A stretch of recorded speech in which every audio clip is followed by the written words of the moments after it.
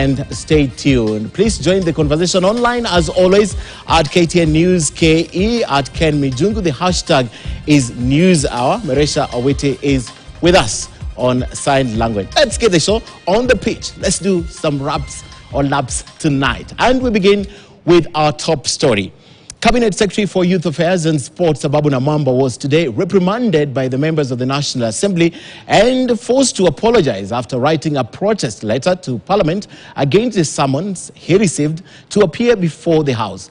According to the MPs, the protest letter, which was also copied to both speakers of the House, was an abuse to the independence of the House. Now, the protest letter claimed that Parliament was relying on hearsay. Chris Tairu kicks off our broadcast tonight. Youth Affairs and Sports CS Ababu Namwamba's troubles continued to haunt him when he appeared before the National Assembly to respond to accusations of mismanagement of the sports docket. And even before he could respond to the issues, the MPs took time to read to him the Riots Act in regards to a protest letter he wrote to both houses after receiving the summons to appear. That he is okay to appear before the committees, relevant committees, but he has a problem with being oversighted by plenary. Neither the leader of majority nor any member of parliament is here serving at the whim of any cabinet secretary. We are here as a people's representatives to oversight. This house can choose to transact its business in the manner it deems fit. It is not for anybody else to direct it how to go about transacting its business, including the business of inviting people. We did not give them the privilege to walk into this house. They must know they are strangers. Right now, they are strangers.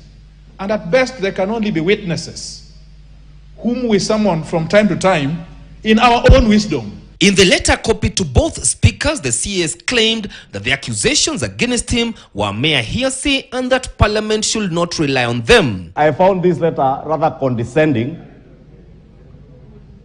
to the institution of Parliament. And when a minister says that we are raising issues on hearsay, about hearsays, and say that what we are doing here, we are purporting to do the things that we are doing here. We are purporting. And to allow this witness to write to the speaker, where is even the protocol of writing to the speakers of the houses. Speaker Moses Wetangula did not mince his words either, forcing the CS to first apologize before responding to the issues raised.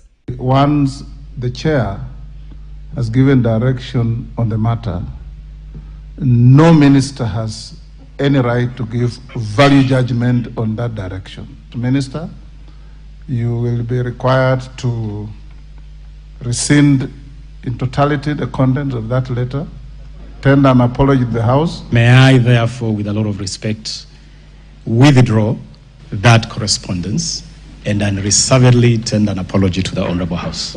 It also emerged that the Kenyan athletes in Budapest, Hungary for the World Athletics Championships were not well catered for, and joyriders were many. I want the minister to share the list of the Kenyan delegation who are purported to be the cheering squad.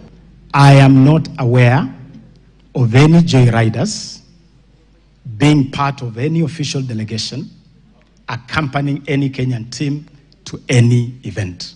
Will this House be in order to demand that the CS Honorable Ababu resigns because he has painted this country in a very negative manner? There is absolutely no sufficient ground that would cause my resignation, because I believe I am performing exemplary well. Ababu is one of the cabinet secretaries who has been under the MP spotlight. If the sentiments by members from across the political divide are anything to go by, then the events in the House send a warning shot to all the underperforming CSAs that their days are numbered.